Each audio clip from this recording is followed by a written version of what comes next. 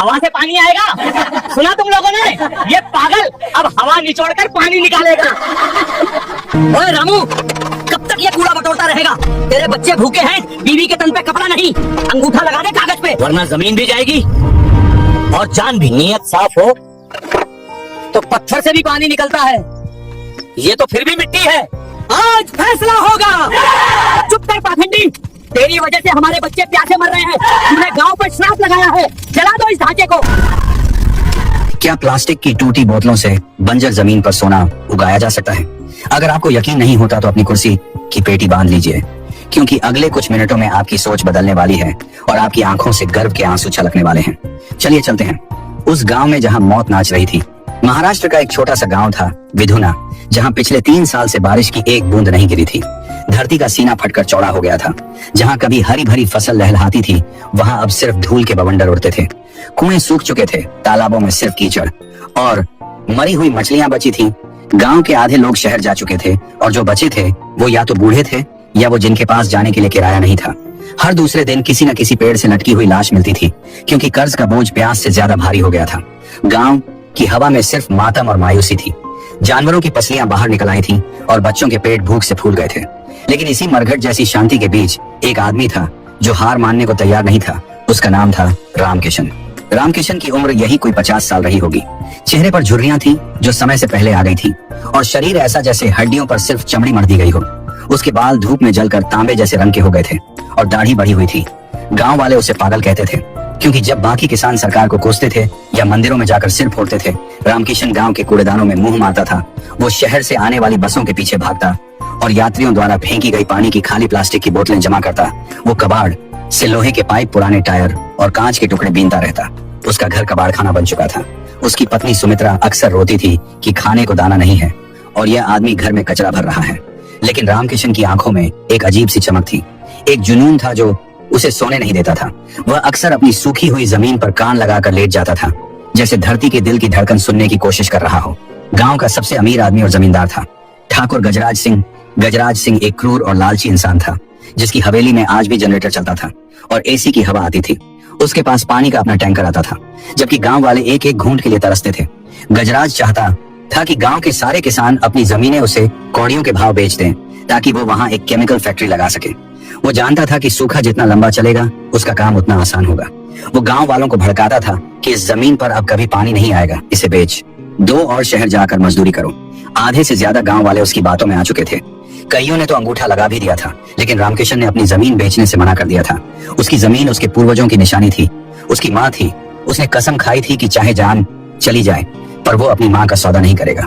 एक शाम जब सूरज ढल रहा था और पूरा आसमान खून जैसा लाल हो गया था, गजराज अपने 4 लठैत गुंडों के साथ रामकिशन के घर पहुंचा। रामकिशन अपने आंगन में बैठा उन प्लास्टिक की बोतलों को काट रहा था और उन्हें एक अजीब से ढांचे में जोड़ रहा था। उसके हाथ जगह जगह से कटे हुए थे और खून बह रहा था, पर उसे कोई होश नहीं था। गजराज ने अपनी मूंछों पर ताव देते हुए कहा, क्यों बे रामू, कब तक यह कबाड़ इकट्ठा करेगा? देख तेरे बच्चे भूख से बिलबिला रहे हैं, तेरी बीवी के तन पर ढंग की साड़ी नहीं है। मेरी बात मान, अंगूठा लगा कागज पर और पैसे लेकर निकल जा, वरना यह जमीन तो जाएगी ही, साथ में जान भी जाएगी। रामकिशन ने सिर नहीं उठाया। वो अपनी मशीन के एक तार को कस रहा था। उसने धीमे स्वर में कहा, ठाकुर साहब, यह जमीन मेरी माँ है और माँ को बेचा नहीं जाता। और रही बात पानी की, तो वो आएगा, जरूर आएगा, आसमान से नहीं तो हवा से आएगा। मेरे बाप दादा कहते थे कि जब नियत साफ हो तो पत्थर से भी पानी निकलता है। यह तो फिर भी मिट्टी है। गजराज और उसके गुंडे जोर से हंसे। उनकी हंसी सूखे गांव की खामोशी में चुभ रही थी। हवा से पानी आएगा सुना तुम लोगों ने? यह पागल अब हवा निचोड़कर पानी निकालेगा। गजराज ने गुस्से में रामकिशन की बनाई हुई आधी मशीन को लात मारी। लोहे का ढांचा गिर गया और कांच टूट गया। ठीक है बेटा, देखते हैं तेरी हवा कब प्यास बुझाती है। याद रखना, जिस दिन तेरे बच्चे प्यास से मरेंगे, उस दिन मेरे पास मत आना भीख मांगने। और सुन ले, परसों शहर से मंत्री जी आ रहे हैं। अगर तब तक तूने जमीन नहीं बेची तो मैं तुझे गांव से ऐसा गायब करूंगा कि तेरी राख भी नहीं मिलेगी। रामकिशन ने टूटी हुई मशीन को उठाया, उसे सीने से लगाया जैसे कोई बाप अपने घायल बच्चे को उठाता है। उसकी पत्नी सुमित्रा दौड़कर आई और रोने लगी। जी क्यों जिद कर रहे हो? बेच देते हैं जमीन, कम से कम बच्चों का पेट तो भरेगा। आप पागल हो गए हो इस कबाड़ से, कुछ नहीं होने वाला। रामकिशन ने सुमित्रा के आंसू पोंछे और उसकी आंखों में झांक कर कहा, पगली दुनिया चमत्कार को नमस्कार करती है, पर कोशिश करने वाले को पागल कहती है। बस एक बार मेरा भरोसा कर, अगर यह सफल हो गया तो हमारे गांव की तकदीर बदल जाएगी। मैंने शहर में देखा था, सुमित्रा जब एसी चलता है तो उसके पीछे से पानी टपकता है। जब फ्रिज से ठंडी बोतल निकालते हैं तो उस पर पानी आ जाता है। हवा में पानी है, बस उसे पकड़ना है। मुझे थोड़ा वक्त दे दे, बस थोड़ा वक्त। उस रात रामकिशन सोया नहीं। उसे विज्ञान की कोई किताबी जानकारी नहीं थी, लेकिन उसने प्रकृति को गौर से देखा था। उसने देखा था कि सर्दियों की सुबह जब बारिश नहीं होती तब भी लोहे के लोटे पर पानी की बूंदें जम जाती हैं। ओस की बूंदें। उसने सोचा कि अगर वो हवा में मौजूद नमी को पकड़ ले तो शायद बूंद बूंद करके इतना पानी जमा हो जाए कि कम से कम फसल जिंदा रह सके। यह एक पागलपन भरा विचार था, लेकिन डूबते को तिनके का सहारा काफी होता है।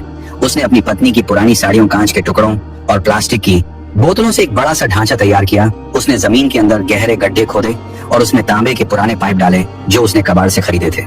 यह देखने में किसी एलियन के जहाज जैसा लगता था। उसने उसे अपने खेत के बीचों बीच खड़ा कर दिया। अगले 2 दिन रामकिशन ने पागलों की तरह काम किया। न उसने खाना खाया, न पानी पिया। उसके होंठ पपड़ी बनकर फट चुके थे, आंखें धंस गई थी। गांव वाले वहां से गुजरते और उस पर थूकते। कोई कहता कि रामकिशन ने खेत में भूत खड़ा कर दिया है, कोई कहता कि इसने अपनी बुद्धि पूरी तरह खो दी है। बच्चे उसे पत्थर मारते। सुमित्रा भी अब थक चुकी थी। वो घर के कोने में बैठकर बस भगवान से मौत मांग रही थी। दिन बीतते गए, गर्मी और बढ़ गई। पारा 48 डिग्री को पार कर गया। पक्षी उड़ते उड़ते गिर रहे थे, लेकिन रामकिशन रोज सुबह अपने खेत में जाता और उस मशीन के नीचे रखे मटके को देखता। मटका खाली रहता। वो निराश होता, लेकिन हारता नहीं। वो फिर से मशीन में कुछ बदलाव करता। कभी पाइप का कोण बदलता, कभी कांच की जगह बदलता। वो हर रोज फेल हो रहा था, लेकिन हर फेलियर उसे सफलता के करीब ले जा रहा था। वो खुद से बातें करता, अरे ओ बादल, अगर तू नहीं बरसेगा तो क्या हम मर जाएंगे? मैं तुझे धरती पर खींच कर लाऊंगा, देख लेना। उधर गजराज सिंह का धैर्य जवाब दे रहा था। फैक्ट्री के मालिक का दबाव था कि जमीन जल्दी खाली कराओ। कल मंत्री जी आने वाले थे और गजराज चाहता था कि उनके आने से पहले यह जमीन का मसला हल हो जाए। उसने एक बहुत ही घिनौनी चाल चली। उसने गांव के पुजारी को पैसे खिलाकर यह अफवाह फैला दी कि रामकिशन ने खेत में जो यंत्र लगाया है वो कोई मशीन नहीं बल्कि एक तांत्रिक टोटका है। वो काली शक्तियों को बुला रहा है, जिसकी वजह से इंद्र देवता नाराज हो गए हैं और इसी वजह से बारिश नहीं हो रही है। जब तक वो मशीन और बारिश नहीं हो रही है, रामकिशन गांव में है, तब तक बारिश की एक बूंद नहीं गिरेगी। अंधविश्वास की पट्टी आंखों पर बंधे भूखे प्यासे गांव वाले। भड़क गए भूख इंसान को जानवर बना देती है और अंधविश्वास उसे शैतान बना देता है। अमावस्या की काली रात थी। हवाएं भी डरावनी आवाज कर रही थी। रामकिशन अपने खेत में अपनी मशीन के पास बैठा था। वो बहुत थक चुका था। उसने मशीन पर हाथ फेरा और बोला, बस आज की रात है मेरे दोस्त। अगर कल सुबह तक तूने पानी नहीं दिया तो शायद हम दोनों नहीं बचेंगे। तभी उसे दूर से शोर सुनाई दिया। उसने देखा कि गांव की तरफ से सैकड़ों मशालें उसकी तरफ आ रही हैं। लोग चिल्ला रहे थे, मारो पाखंडी को, जला दो। सब कुछ, पूरा गांव गजराज के साथ था। उनके हाथों में लाठियां, पत्थर और जलती हुई मशालें थीं। रामकिशन खड़ा हो गया। उसके पैर कांप रहे थे, लेकिन वो भागा नहीं। उसने हाथ जोड़कर कहा, भाइयों ऐसा मत करो, ये कोई जादू नहीं है, ये विज्ञान है, ये हमारी आखिरी उम्मीद है।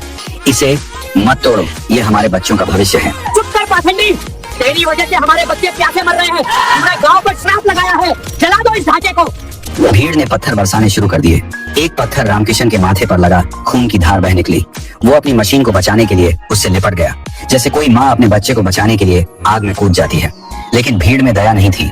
उन्होंने रामकिशन को बालों से पकड़कर खींचा और लाठियों से पीटना शुरू कर दिया।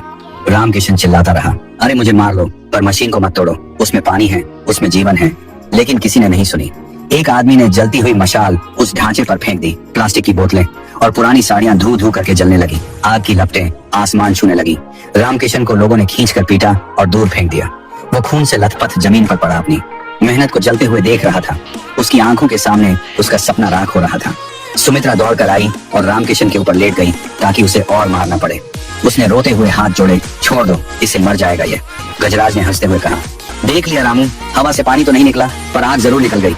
अब ये आग तेरे पापों को जलाएगी। कल सुबह मंत्री जी आएंगे तो उन्हें यहाँ सिर्फ राख मिलेगी, और तू अगर कल सुबह तक गांव में दिखा तो तुझे भी इसी राख में मिला दूंगा। चलो भाइयों, काम हो गया। भीड़ चली गई। गजराज चला गया, पीछे रह गया सिर्फ सन्नाटा और जलती हुई आग की चिटचिटाहट। रामकिशन बुरी तरह घायल था। उसकी पसलियां शायद टूट चुकी थीं। सुमित्रा उसे उठाने की कोशिश कर रही थी, लेकिन रामकिशन की नजरें उस जलते हुए मलबे पर टिकी थीं। उसने सुमित्रा का हाथ हटाया और घिसटता हुआ उस आग के पास जाने लगा। सुमित्रा चिल्लाई, जी क्या कर रहे हो, जल जाओगे। रामकिशन नहीं रुका। वो उस आग के पास जाकर बैठ गया। गर्मी इतनी थी कि उसकी त्वचा झुलस रही थी, लेकिन उसे दर्द महसूस नहीं हो रहा था। वो बस रो रहा था, हे भगवान, मैंने तुझसे पानी मांगा था, तूने आग दे दी। क्या एक गरीब किसान की मेहनत की कोई कीमत नहीं है? क्या हम सिर्फ मरने के लिए पैदा हुए हैं? वो पूरी रात उस आग के पास बैठा रहा। आग धीरे धीरे बुझने लगी, लेकिन पाइप अभी भी गर्म थे और जमीन के नीचे की ठंडक कुछ और ही कहानी लिख रही थी। विज्ञान अपना काम कर रहा था। आग की भीषण गर्मी ने ऊपर की हवा को बहुत गर्म कर दिया था और तांबे के पाइप जो जमीन के अंदर थे वो ठंडे थे।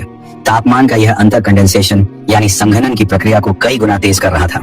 जो काम हफ्तों में होना था वो उस आग की वजह से कुछ घंटों में हो रहा था। कुदरत का खेल देखिए, जिसने मारने के लिए आग लगाई उसी आग ने जीवन पैदा कर दिया। अगली सुबह सूरज निकला, लेकिन यह सुबह रोज जैसी नहीं थी। गांव के बाहर गाड़ियों का काफिला रुका। बड़ी बड़ी लाल बत्ती वाली गाड़ियां थीं। धूल का गुबार उड़ाते हुए एसयूवी गाड़ियां गांव में दाखिल हुई।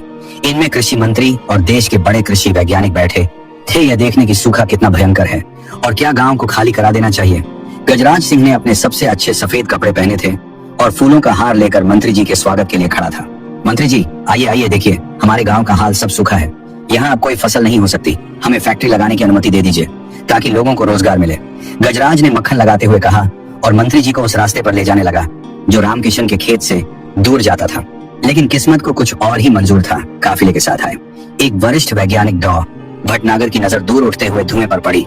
उन्होंने ड्राइवर को गाड़ी रोकने का इशारा किया और बोले, मंत्री जी वहाँ आग लगी थी, शायद हमें वहाँ चलकर देखना चाहिए, नुकसान ज्यादा हो सकता है।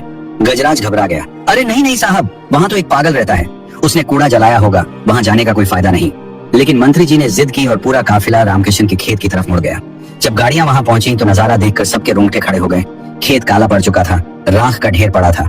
रामकिशन वहीं राख के पास बेहोश पड़ा था। उसका शरीर सूज गया था, मक्खियां भिन भिना रही थी। मंत्री जी ने तुरंत डॉक्टर को बुलाया, लेकिन डॉ भटनागर की नजर उस राख के ढेर के बीचों बीच पड़ी। वो ठिठक गए। उन्होंने अपना चश्मा उतारा, साफ किया और फिर से देखा।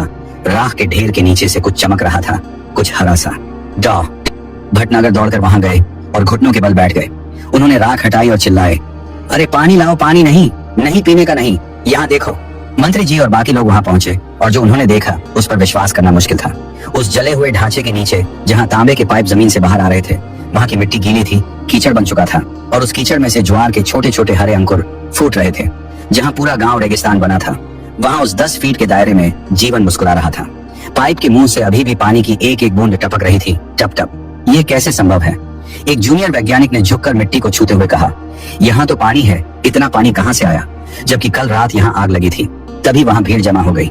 रामकिशन जो अब तक बेहोश पड़ा था, शोर और पानी शब्द सुनकर होश में आया। वो लड़खड़ाता हुआ खड़ा हुआ।